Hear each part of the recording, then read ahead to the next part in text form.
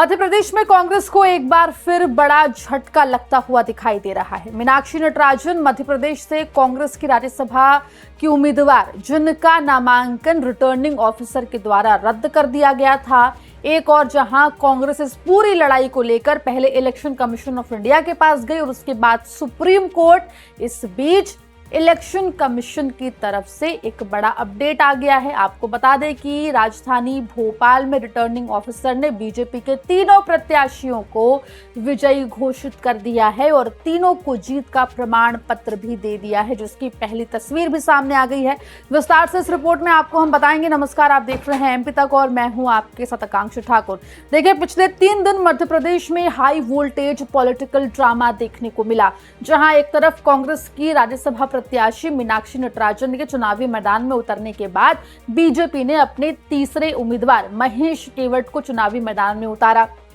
पहले जहां कयास लग रहे थे कि कांग्रेस को क्रॉस वोटिंग का डर है और कांग्रेस में क्रॉस वोटिंग हो सकती है, इसके चलते कांग्रेस ने विमान तैयार किया और अपने तमाम विधायकों को कर्नाटका भेजने की तैयारी कर दी। जहां एक तरफ विमान टेक ऑफ भी नहीं कर पाया था, वहीं दूसरी ओर खबर आई कि बीजेपी ने मीनाक्षी नटराजन के नामांकन पर आपत्ति दर्ज करा दी है। आपत्ति ये कि मीनाक्षी नटराजन ने अपने नामांकन फॉर्म में आपराधिक मामलों की जानकारी नहीं दी है, वो आपराधिक मामला जो तेलंगाना में है। आपको बता दें कि इस पूरी आपत्ति के दर्ज कराए जाने के बाद रिटर्निंग ऑफिसर ने मीनाक्षी नटराजन को शाम को 5:30 बजे तक का समय दिया अपनी तरफ से पक्ष रखने का। काफी गहमा गहमी हमने विधानसभा परिसर में देखी और उसके बाद 9 जून को मीनाक्षी नटराजन का नामांकन रद्द हो जाता है।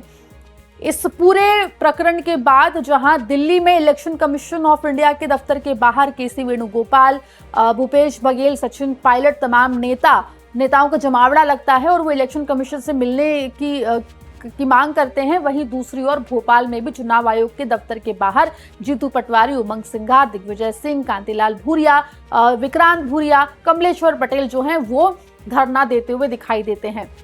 वहीं आपको बताएंगे 10 तारीख को जहां एक तरफ इलेक्शन कमीशन से कांग्रेस के एक डेलीगेशन की मुलाकात होती है, वहीं भोपाल में रिटर्निंग ऑफिसर स्क्रूटनी के बाद तीनों उम्मीदवारों के नाम की ऑफिशियल घोषणा करता है, जिसमें बीजेपी से महेश केवट, रजनीश अग्रवाल और तरुण चुग का नाम शामिल होता है। मीनाक्षी नटराजन का क्योंकि नामांकन फॉर्म रद्द हो चुका है, इसलिए उनका नाम इस लिस्ट से बाहर हो जाता है।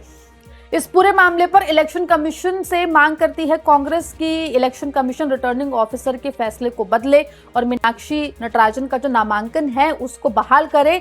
इस बीच आपको बता दें कि इलेक्शन कमीशन से कोई जवाब ना पाकर कांग्रेस अब सुप्रीम कोर्ट जाने की तैयारी कर रही थी। सुप्रीम कोर्ट में याचिका दायर कर दी थी, शुक्रवार को सुप्रीम कोर्ट में सुनवाई होनी थी।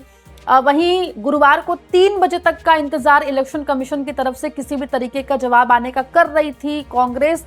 इस बीच आपको बता दें कि बड़ी खबर भोपाल से आ गई। खबर या यूं कहें कि तस्वीर सामने आ गई, जिसमें रिटर्निंग ऑफिसर ने रजनीश अग्रवाल, तरुण चुग और महेश केवट को जीत का सर्टिफिकेट दे दिया है। तस्वीरों में आप देख सकते हैं विधानसभा परिसर की तस्वीर है, जहां पर तीनों बीजेपी कैंडिडेट्स अब विजयी घोषित हो चुके हैं। हालांकि हमने भोपाल में सुबह भी हाई वोल्टेज ड्रामा देखा, जब पीसी शर्मा जो है वो कांग्रेस कार्यकर्ताओं के साथ विधानसभा परिसर गए और रिटर्निंग ऑफिसर से ये कहा था कि वो किसी को भी सर्टिफिकेट ना दे, क्योंकि मामला अब सुप्रीम कोर्ट में जा चुका है।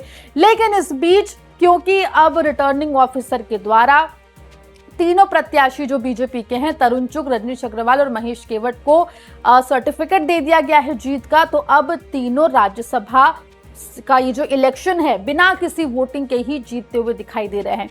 दूसरी ओर दिल्ली में कांग्रेस की बड़ी बैठक चली। बड़ी बैठक में फैसला किया गया कि इस पूरे मामले में मीनाक्षी नटराजन के जो पूरा एपिसोड हुआ है नामांकन रद्द करने का, उसमें अब कांग्रेस चुप नहीं बैठेगी और इस मामले को सड़कों तक लेकर जाएगी। लेकिन फिलहाल आपको बता दें कि एक सीट राज्यसभा की जो तस्वीर दिखाई पड़ रही है वो कांग्रेस के हाथ से चली गई है। इस सीट से पहले दिग्विजय सिंह सांसद थे। दिग्विजय सिंह ने ये इनकार कर दिया था कि वो अब तीसरी बार चुनाव नहीं लड़ेंगे, राज्यसभा नहीं जाएंगे। मीनाक्षी नटराजन को उम्मीदवार बनाया। कांग्रेस ने क्रॉस वोटिंग रोकने की जी तोड़ कोशिश की, लेकिन क्रॉस वोटिंग करने के लिए वोट करने का मौका ही नहीं मिला। उससे पहले ही नटराजन का जो नामांकन पत्र है वो खारिज हो गया और अब बीजेपी के तीनों प्रत्याशी को विजयी सर्टिफिकेट मिल चुका है। यानी कि मध्य प्रदेश से जो 3 राज्यसभा सीटों पर चुनाव होने थे, उन तीनों सीटों पर अब बीजेपी का कब्जा है। अब इस पूरे मुद्दे पर कांग्रेस क्या करती है, देखने वाली बात होगी। मामले में जो भी अपडेट होगा एमपी तक आप तक लेकर आएगा। मध्य प्रदेश जुड़ी तमाम खबरों के लिए बने रहिए एमपी तक के साथ।